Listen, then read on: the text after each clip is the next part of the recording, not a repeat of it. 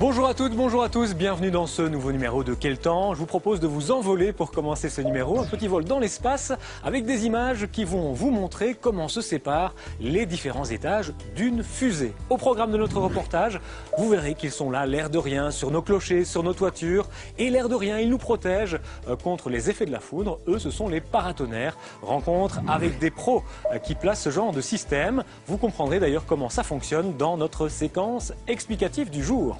Nous ferons le point également sur les prévisions météo des prochaines heures. Et puis on terminera en beauté ce numéro grâce à vos très belles photos.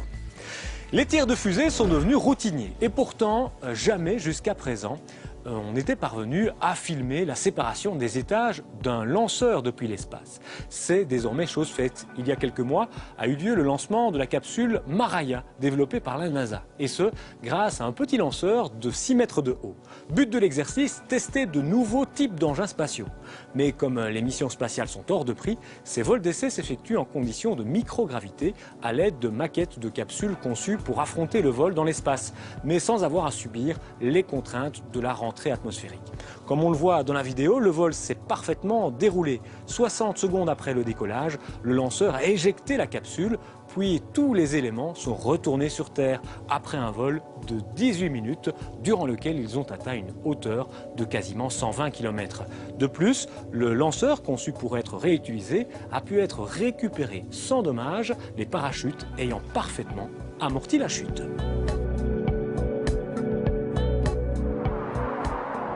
Le paratonnerre a été inventé, vous le savez, par Benjamin Franklin en 1752 déjà. Et depuis, eh bien, ce dispositif a, on peut le dire, bien évolué. C'est ce que vous allez constater avec des spécialistes en la matière. Direction, pour ce faire, la cité Mosane d'Andenne.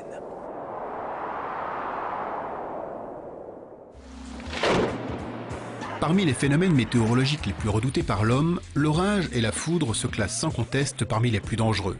Et pour cause, leur puissance et leur dangerosité ne sont plus à démontrer. Dans cette petite entreprise familiale andennaise, cela fait bientôt 40 ans qu'on s'est spécialisé dans l'installation de systèmes de protection anti-foudre. Les types de bâtiments qu'on protège, ça peut partir de la maison unifamiliale de Monsieur et Madame Tout-le-Monde jusqu'à des bâtiments industriels. Mais les bâtiments qu'on protège assez régulièrement, c'est surtout les hôpitaux, les maisons de repos, tout ce qui est château d'eau, station d'épuration, et les bâtiments classés, églises, châteaux, qui demandent d'avoir des protections fines justement pour assurer la protection des meubles. Et la première phase qui est à réaliser, c'est l'étude de risque. C'est une étude qu'on réalise via le bâtiment ou les bâtiments protégés. Donc on analyse en profondeur le bâtiment, on regarde surtout à sa hauteur, longueur, largeur, on regarde dans quelle structure il est réalisé et surtout le nombre de personnes qui est à l'intérieur du bâtiment. Une fois qu'on a toutes les réponses à ces diverses composants, on les intègre dans le logiciel analyse de risque et à la fin de cette analyse nous dit si oui ou non le bâtiment doit avoir une protection foudre et si oui, de quel degré cette protection doit être installée. Attention qu'on n'est pas toujours obligé de mettre une protection externe, on peut des fois se limiter à une protection interne qui est une protection sur l'alimentation électrique. Je suis occupé d'installer un parafoudre sur l'installation électrique du bâtiment pour protéger les différents appareils qui sont dans les bureaux, comme les PC, les imprimantes et tout le reste. Lorsqu'un orage éclate, il n'est pas rare qu'un pylône à haute tension soit touché par la foudre, créant du même coup une surtension. Cette dernière se propage alors via le réseau électrique. La foudre arrive sur le câble électrique ici. Il passe dans le coffret, mais c'est tellement rapide que le différentiel n'a pas le temps de déclencher et il faut un parafoudre qui est ici pour emmagasiner le surplus de la tension et la rediriger vers la prise de terre qui est ici. Contre les effets directs de la foudre, le paratonnerre reste le système de protection le plus efficace. Il existe plusieurs types de paratonnerres, allant de la simple pointe Franklin à des systèmes plus élaborés, comme cette cage maillée. Mais ici, nous sommes sur un chantier que nous avons réalisé il y a un peu plus de 2 ans. Nous avons réalisé une protection de type cage de Faraday.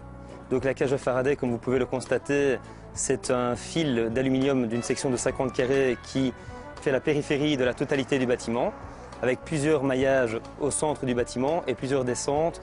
C'est un système qui est passif, donc ça n'attire pas du tout la foudre. Le but de cette installation, c'est en cas de coup de foudre, c'est de la canaliser au plus rapide et l'évacuer par le chemin le plus rapide vers la Terre. Il existe plusieurs normes de protection échelonnées de 1 à 4, 1 étant la protection la plus sévère.